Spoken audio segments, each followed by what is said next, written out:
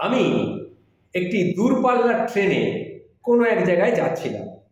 সেই ট্রেনটি হাওড়া স্টেশনে ঢোকার পর সবাই লাফ দিয়ে ট্রেনের মধ্যে যে যেভাবে পারলো উঠে পড়লো, বোচকা বুচকি জিনিসপত্র নিয়ে সে ট্রেনের মধ্যে উঠে পড়লো এবং ট্রেনে ওঠার পর একটা সিট নিয়ে দুজন ভদ্রলোকের মধ্যে তুমুল অশান্তি ঝগড়াঝাটি লেগে গেল। এটা দেখে আমি কিছু বললাম না, আমি একটা সিট পেয়েছিলাম, সেখানে বসলাম।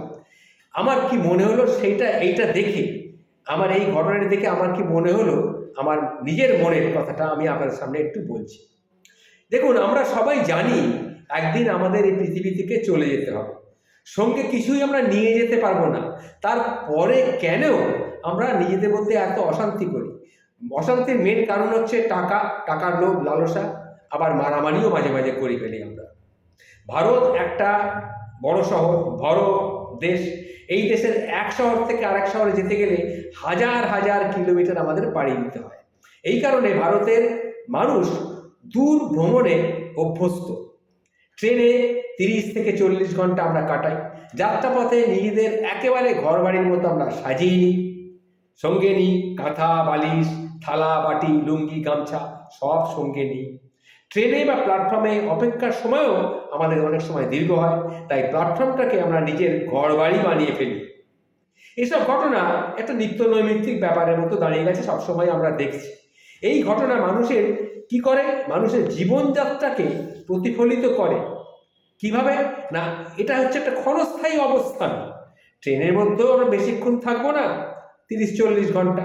প্ল্যাটফর্মেও হয়তো 8 ঘন্টা কি 1 ঘন্টা কি 2 ঘন্টা, তার মধ্যেও আমরা ঝগড়াঝাটি করি। তা এইসব ঘটনা মানুষের জীবনযাত্রার ক্ষণস্থায়ী প্রকৃতিকে প্রতিফলিত করে। প্ল্যাটফর্ম বা ট্রেন কিছুই কিন্তু স্থায়ী ঠিকানা নয়।